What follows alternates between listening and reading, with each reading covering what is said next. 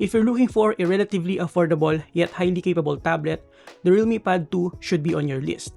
With an 11.5-inch 2K IPS display with up to 120Hz refresh rate, powered by a MediaTek Helio G99 processor with 8GB of RAM and 256GB of storage, and a decent 8360 mAh of battery, it has all the bare essentials and more for a decent productivity, media consumption, and light gaming experience.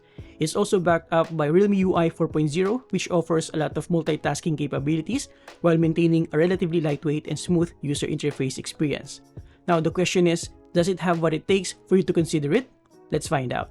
Let's get into it. As always, honest disclaimer, this video is not paid, but Realme did provide the Realme Pad 2 as a review sample. They will not review this video prior to release. Now in terms of the unboxing experience, we have a nice white box with an image preview in front and some of its key features and specifications at the back. Upon opening the box, the first thing that will greet you is the Realme Pad 2 itself, protected by a soft plastic. After that, we have this box, and underneath it, we have the SIM ejector pin and the user manual.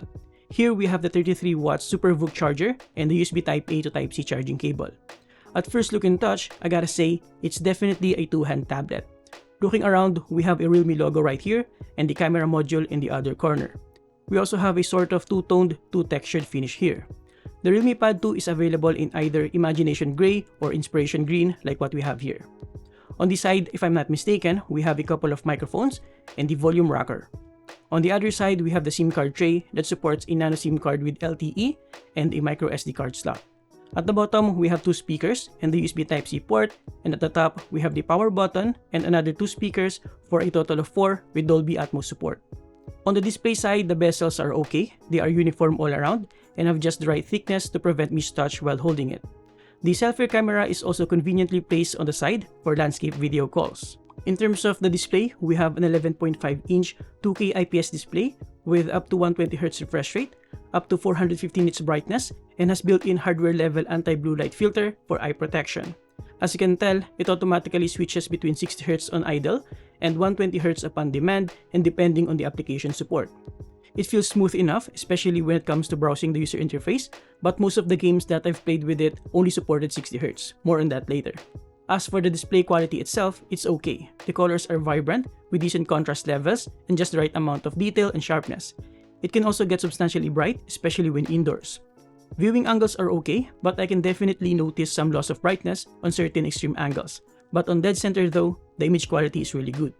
The quad speakers also sound really nice. It's immersive and can get substantially loud without much distortion. Though I would suggest keeping the volume levels around 80%. Here's a quick sound test. Yo, all these thoughts keep me up at night, yeah. What am I doing, did I do it right, yeah. All these thoughts keep me up at night, yeah. I can't think straight, need the light, I need to breathe. Get me up and out of the sheets, onto my feet. Another cup of coffee and me, that's what I need. My eyes puffy, I can't see. I'm too tired to function, but too lost to sleep. Ay, I think I need to be on something medication. I think I need to figure out this segregation. I think I needed just a better education to understand a world that's so complicated. In terms of the user interface, you can move the navigation buttons to either side depending on your preference. And out of the box, the performance looks decently smooth and without much pre-installed applications aside from Google Apps, some Realme apps, and Facebook. It is powered by the Realme UI 4.0 based on Android 13. Here's how it looks at the lowest brightness, and as I've pointed out earlier, it can get really bright. We also have an app drawer here, and as you can tell, like I said, we don't have much bloatware, making the experience really smooth. Now, the Realme Pad 2 also offers a lot of multitasking features. We have split screen view for supported applications. You can adjust the partition like so, depending on your preference. You can also swap them side to side, pull it down to switch to floating mode, move it around, adjust the size, and even conveniently hide it on either side of the screen. You can also hide the contents on the app preview if you want to. It's really fun to play around with this and think of ways to fully take advantage of the display size. Not only that, we even have a smart sidebar here wherein you can add your frequently used apps and tools. Of course, we still have the standard shortcuts and tools under the drop-down notification menu. Now, inside the settings, we have a bunch of customization options like wallpapers, fonts, icons, and the like. You can also change the animation speed to make it feel snappier, enable double tap to wake or turn off the screen, and other quality of life improvements. You can also lock applications to keep them active in the background for quick switching. Aside from that, we have light and dark modes, and most importantly, you can choose either standard 60Hz or high refresh rate 120Hz. Other than that, we have all the features and functionalities baked in on Android 13. Now in terms of battery, as you can tell, I already had almost 4 hours of screen time, and I still have 75% battery life left. With a substantial 8360 mAh of battery, it can easily last you the entire day depending on your use case.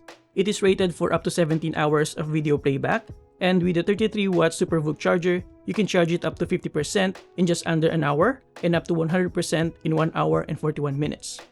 Under the battery settings, we have a hidden feature wherein you can turn on performance mode for extra horsepower at the expense of shorter battery life and heat. Now under special features, we have all the multitasking capabilities that I showed you earlier. Split view, flexible windows, dual windows, display size, and smart sidebar.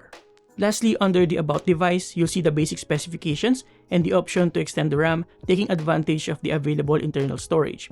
It's not as fast as an actual memory chip, but it's good enough as a buffer to prevent apps from closing. Now before we move on to its performance, let's discuss first the cameras. At the back, it may look like we have 2 cameras here, but in fact, we only have a single 8-megapixel camera that can record video at only 1080p at 30 FPS. In front, we also have an 8-megapixel selfie camera that can record only up to 1080p at 30 FPS as well. So yeah, this is definitely not something that you'll bring to take selfies and family photos while traveling. It is best suitable for scanning documents, quick snaps for sharing information, and casual online communication. In terms of performance, with an Antutu score of around 424,792, the performance is good enough for most day-to-day tasks, productivity apps, media consumption, and light gaming on the side. Don't expect to run graphics-intensive games here at high graphics settings. More on that in a second, but let me share with you first the rest of the benchmarks that I ran on the Realme Pad 2.